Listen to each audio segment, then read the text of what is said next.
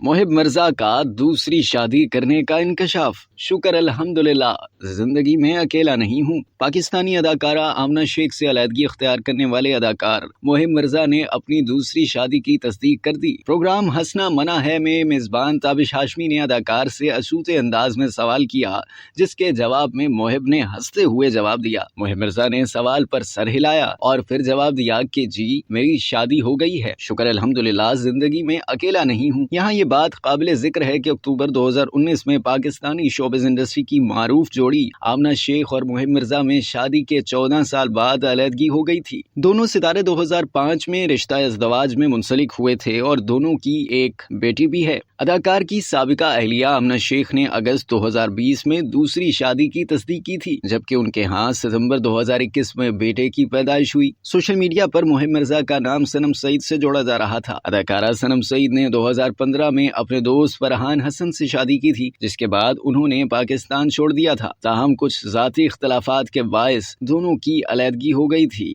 अब तक के लिए इतना ही। मज़ीद जानने के लिए सब्सक्राइब कीजिए डेली जंग यूट्यूब चैनल और लाइक कीजिए डेली जंग फेसबुक पेज।